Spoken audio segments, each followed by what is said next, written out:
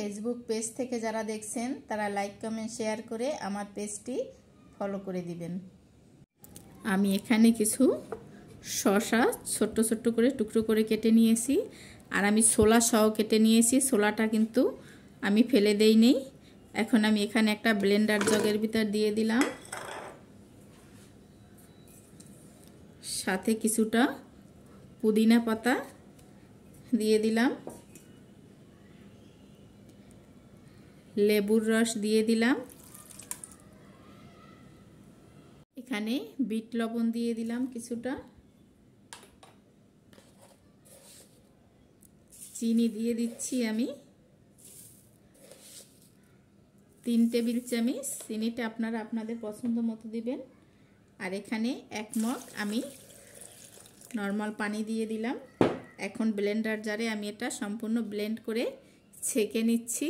এখানে 2টো গ্লাস নিয়ে নিয়েছি আমি, আর গ্লাসে কিছুটা বরফ দিয়ে দিলাম।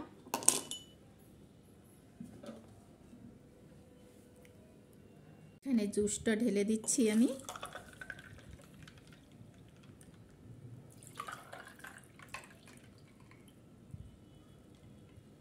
এই দেখেন, ডেকোরেশনের জন্য একটু হালকা পুদিনা পাতা দিয়ে দিচ্ছি আমি।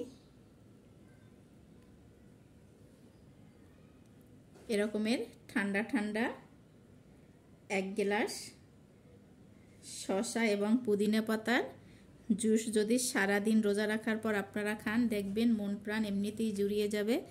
তো আপনারা সহজ পদ্ধতিতে এইভাবে যদি 1 গ্লাস জুস করে খান, দেখবেন খুবই ভালো লাগে। আপনারা বাসায় তৈরি করে খেয়ে দেখবেন, ভালো হলে অবশ্যই আমাকে কমেন্টে জানাবেন। এবং এখনও আমার চ্যানেলটি যারা সাবস্ক্রাইব করেন নাই তাদের কাছে অনুরোধ রইল, তারা লাইক কমেন্ট শেয়ার দিয়ে আমার পেজটি ফলো করে দিবেন। ফেসবুক পেজ থেকে যারা দেখছেন আর ইউটিউব থেকে যারা দেখছেন তারা লাইক কমেন্ট শেয়ার করে আমার ইউটিউব চ্যানেলটি সাবস্ক্রাইব করে দিবেন। আসসালামু আলাইকুম ভিউয়ার্স, আজকে আমি আসলাম আপনাদের জন্য ঠান্ডা ঠান্ডা 1 গ্লাস লেবু, পুদিনা পাতা এবং শসার জুস নিয়ে। সহজভাবে আপনারা এটা তৈরি করে ফেলতে পারেন। ইফতারের টাইমে এরকমের 1 গ্লাস জুস খেলে আপনাদের মন প্রাণ জুড়িয়ে যাবে। তো অবশ্যই ট্রাই করবেন বাসায়, আর ভালো লাগলে আমাকে কমেন্টে জানাবেন। আর আমার চ্যানেলটি এখনও যারা সাবস্ক্রাইব করেন নাই তাদের কাছে অনুরোধ রইল, আমার চ্যানেলটি সাবস্ক্রাইব করে লাইক কমেন্ট শেয়ার করে দিবেন।